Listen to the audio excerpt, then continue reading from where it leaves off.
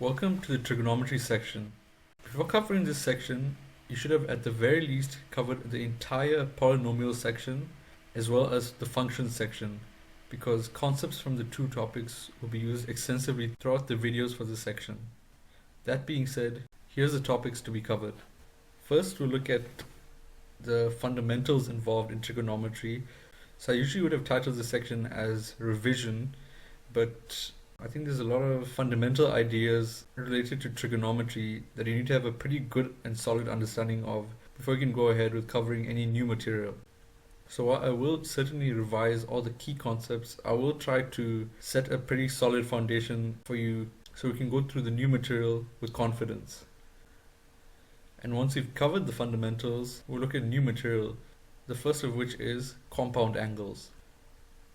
Then we'll look at double angles and double angle identities. Then we'll look at an approach for solving trigonometric equations. And lastly, we'll look at geometric applications of trigonometry. And this is the way majority of the trigonometry questions in your exams will be presented to you, either as a diagram of some shapes in 2 dimensions or set up in a 3-dimensional arrangement. And you'll need to apply all the rules and fundamentals we've learnt to these different arrangements of shapes and extract certain information from it. And those are all the topics to be covered under trigonometry. The topic as a whole is pretty long, and I'll go through quite a lot of examples so that everything's as clear as possible. That being said, let's begin. So the entire foundation for trigonometry is established based on a right-angled triangle. So meaning a triangle with a single right angle in it, meaning a 90-degree angle, and then the other 2 angles would be acute angles, meaning 2 angles less than 90 degrees. And the sum of the 3 angles is 180 degrees. So that's the basic idea. Then each side of the triangle has a special name. The first of these is the side opposite the corner with the right angle, meaning this side. And this side is known as the hypotenuse. And then the other 2 sides, this side and this side, are known as the adjacent and the opposite. And they're named this way based on which angle you're focusing on. So if you're focusing on this angle, then this would be the opposite and this would be the adjacent. And if you're focusing on this angle, this would be the opposite and this would be the adjacent. The following diagram will help clear this up a bit. So the right angle is always fixed. There can only be one right angle in a triangle. But then the way these 2 sides are labeled depends on which of the other 2 angles you're focusing on at a given moment. So in this case, we're focusing on this angle, and that is labeled using this symbol, which is called theta, which is a letter from the Greek alphabet, generally used as a label for angles. Because there's 2 angles, I labeled this one as theta 1. So the convention is the hypotenuse is the side directly opposite the right angle, then the adjacent is the side right next to the angle that isn't the hypotenuse, and then the opposite is whichever side is directly opposite the angle. Cool. So those are the basics. Now where do the whole sine, tan, and cos come from? So in relation to that, there's a sort of abbreviation which you absolutely need to know and memorize by head, because it's very, very important to understanding the meaning of sine, cos, and tan. And that abbreviation is SOHCAHTOA. You should have heard this abbreviation in previous years, but if by any chance you haven't, you're seeing it now, and it's worth putting some time into learning and memorizing it by head, because it will become very useful. So what does SOHCAHTOA mean? It's basically a convenient shortcut that represents different ratios of these different sides. What SO or SOH means is sine equals to opposite over hypotenuse. That's why you have the S, the O, and the H. Meaning sine of theta 1 is equal to the value of the length of this side, meaning the length of the opposite, over the length of the hypotenuse. Then the next part is CAH, or this CAH. And what that stands for is cos is equal to adjacent over hypotenuse, where cos, the full form of cos, is cosine. And slightly later on in the video, I'll give you the specific reason why it's so similar to sine with a few added letters in front of it. But yeah, basically the CAH means cos of an angle equals to adjacent over hypotenuse. So for this same triangle, cos of theta 1 would be the value of the length of the adjacent side over the length of the hypotenuse. Then the last bit is TOA, or TOA, and what that stands for is tan is equal to opposite over adjacent, and the full form of tan is tangent. So the tan of theta 1 would be the length of this opposite side over the length of the adjacent. So with that, that is what SOHCAHTOA means and why it's important to know. Because essentially every angle you can get for any of these two sides is a result of the lengths of the three sides having specific ratios to each other. And those ratios are expressed using sine, cos, and tan. And that's the major idea upon which the whole of trigonometry is based. And next, I'll cover some of the important naming conventions to express various pieces of information about a triangle like this. So usually any triangle you're talking about will be labeled in this sort of manner, where each of the corners of the triangle, which are known as the vertices, each of these is labeled using a letter, in this case X, Y, and Z. And then each line that makes up the triangle is labeled using the two letters that are at its two ends. So this line would be referred to as YZ, this one as XY, and this one as XZ. Then if you're looking at theta 1, you could say sine of theta 1 would be equal to the opposite over the adjacent, and the opposite side would be YZ, and the hypotenuse would be XZ. So sine of theta 1 would be YZ over XZ. Then cos of theta 1, meaning the adjacent over the hypotenuse, would be XY over XZ. And lastly, tan of theta 1 would be opposite over adjacent, YZ over XY. Then moving on, we could also name this angle and see how things would play out when this angle is the focus. So this angle would be theta 2. Looking at those same ratios again, the sine of theta would be the opposite over the hypotenuse. And notice that this time the opposite side is at the bottom here and isn't up here, since we're focusing on theta 2 this time. So sine of theta 2 would be XY over XZ. And cos of theta 2 would be YZ over XZ. And lastly, tan of theta 2 would be XY over YZ. Then the last bit of naming convention is the way these angles are usually labeled. So how that's done is, you may have them being labeled as theta or any other letter, but the more general way to name them is, say you want to talk about this angle which is at the X corner, meaning theta 1. You would say theta 1 is X hat, like this. Then for the angle at the Z end, meaning theta 2 would be Z hat. And lastly, for the right angle, that would be Y hat. So those are all the naming conventions you need to be familiar with. Next, we can look at something known as the quotient identity. The quotient identity just says that tan theta is equal to sine theta over cos theta. And And that's basically how tan theta is defined in the first place. And it's easy to see how this is true by looking at SOHCAHTOA again. Specifically the TOA part of it. So TOA stands for tan of an angle is equal to opposite over adjacent. And opposite over adjacent can be arrived at by saying opposite over hypotenuse times hypotenuse over adjacent.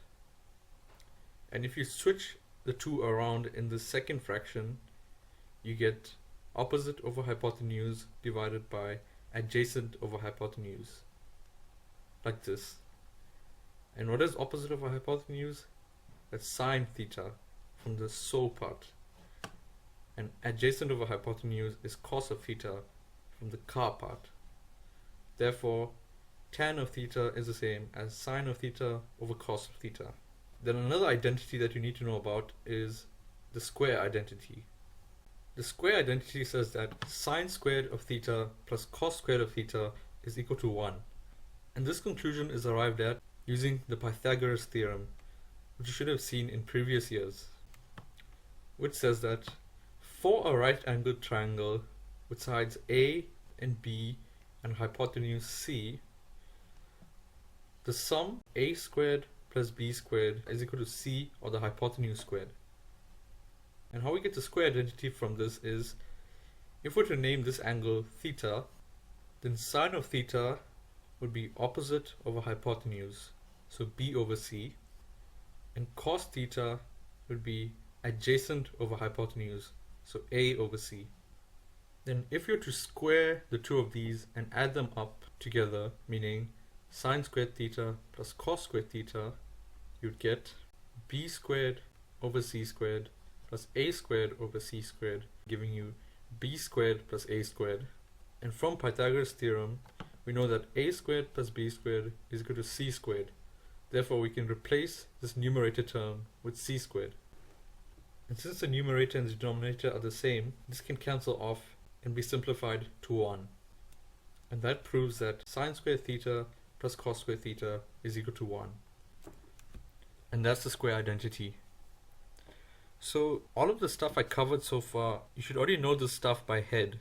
I just thought it was worth going over at least one time, just so we're all on the same page. So if you're still not comfortable with it, you should probably work on some questions from grade 11, such as past test questions and past exam questions, as there's no time for me to cover special examples on the material covered so far, because there's still a lot to be revised. That being said, the next thing to be familiar with is special angles.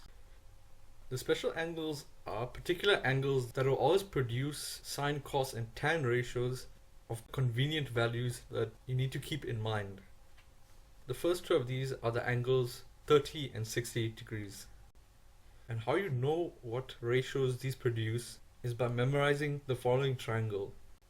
This is a triangle with one right angle, a second angle of 30 degrees, and a third angle of 60 degrees. And this can be produced by having a height of 1, a hypotenuse of 2, and a base of root 3 in length. And so let's first look at the ratios produced for this angle of 30 degrees. First you have sine 30 degrees, which would be 1 over 2. Next is cos 30, which is adjacent over hypotenuse, so root 3 over 2. And lastly is tan 30, which would be opposite over adjacent, meaning 1 over root 3, all of which are summarized over here. The trick to remembering this triangle is, first you just know it's a right angle triangle. All these special triangles are right angle triangles. So one angle is of course a right angle, then another angle will be 30, and then because you know it's supposed to add up to 180 degrees in total, you say 180 minus 90 plus 30, giving you 60 degrees as a third angle. Then you just need to know that it has a height of 1 and a hypotenuse of 2.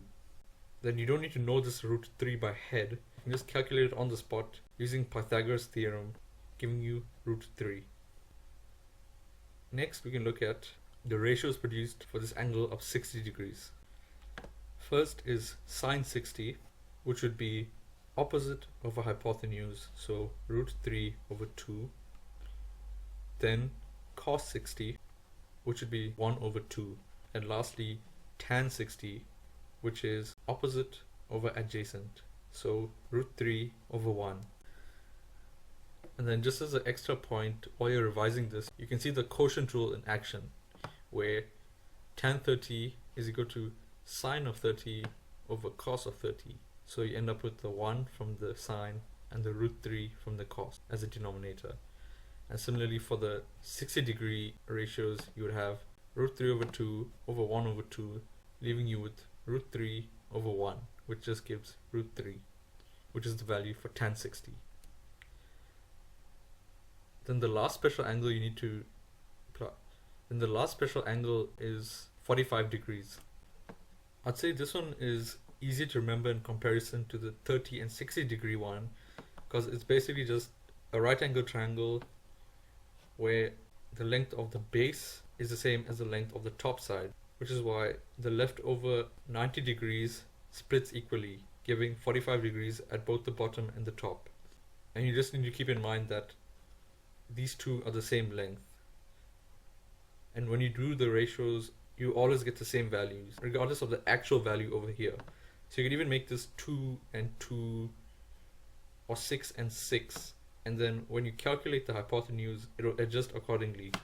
And when you do the ratios, everything will cancel out, and you'll always end up with the same values for the ratios of sine, cos, and tan. But we just go with the value of 1 and 1 because it's just easier to remember. Then you just calculate the hypotenuse by saying square root of 1 squared plus 1 squared, giving you root 2. So for the values of sine, cos, and tan 45, you can choose either of the two angles. You'll always get the same value in the end. Starting with sine 45, if you choose this angle, you get opposite over hypotenuse, which is 1 over root 2. Or if you choose this one, same thing. Opposite of 1 over hypotenuse of root 2, giving you 1 over root 2. Then cos 45 is also 1 over root 2. So if you choose this angle, you get adjacent over hypotenuse of 1 over root 2, or this angle again, adjacent over hypotenuse of 1 over root 2. Then lastly, tan 45, which would always give a value of 1, because it would be opposite over adjacent, so 1 over 1, or opposite over adjacent, 1 over 1. So it gives you a value of 1. Which also works from the quotient rule, because dividing sine 45 by cos 45, so a number by itself will always give a value of 1. So those are the special angles to know. Then something you may have noticed about the values for sine and cos, particularly with the 30 and 60 case, is sine of 30 and cos of 60 both have a value of half, meaning the same value. And similarly for cos of 30 and sine of 60, again you have the same value, but this time it's root 3 over 2. And this comes to the whole factor of how the function cos is even named in the first place. While cosine is just an extension of sine. And that's because sine and cos are considered as cofunctions. So sine and cosine are cofunctions. And what are cofunctions? Cofunctions are two functions that produce the same value for complementary angles, meaning angles that add up to 90 degrees.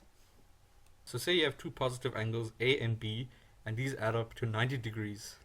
Then sine of A would equal to cos of B, and vice versa.